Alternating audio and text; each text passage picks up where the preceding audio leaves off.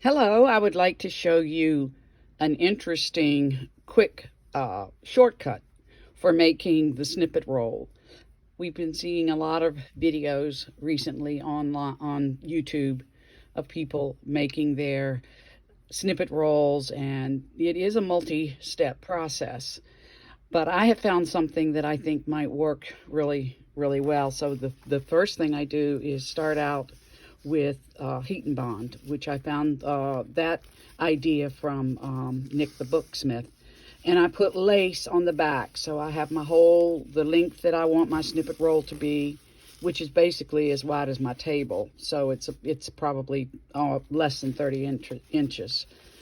And then now I have this side, which I've torn paper off, and this is the side that is ready for heat to bond.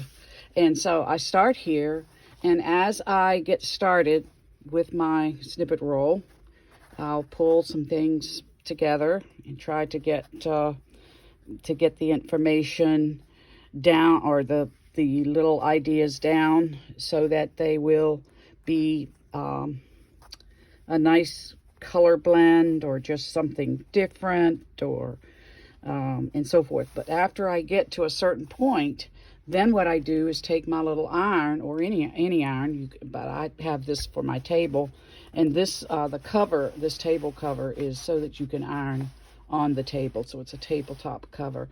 And what I do is I glue it down, or press it down so that it can adhere to the heat and bond.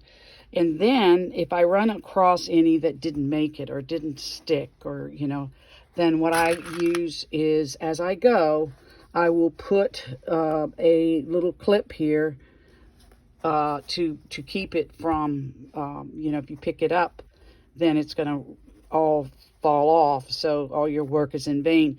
But I also have found Dip and Dab. It's a temporary basting glue for fabrics and crafts, and it's a Roxanne glue, baste it, dip and dab. And so what I do here with this, it looks just like makeup. You take it off, and again, and truly, you just dab a little bit of it down where you need to have the have it hold down. So you can use clips, or you can use this dip and dab, and it works. It works to keep the project together. So basically, after you've done all the way down, you're ready to go to the sewing machine. And then what I do is I do two seams, one on this side and one on that side. So one to the left of the middle and one to the right of the middle, to keep it together. And then I can get started and putting my little adornments on the top. And I know that we all have lots of adornments. So if you wanted to put something like this, or you wanted to add another piece of lace, say in between here, and you can continue to sew that together, then you just keep going, and then you can actually continue to sew this. Then the hand stitching part comes as the last step, and that's when you take your needle and thread and you start sticking stuff on there. And so this is an example of where I have added this topping to it, and I did it by hand.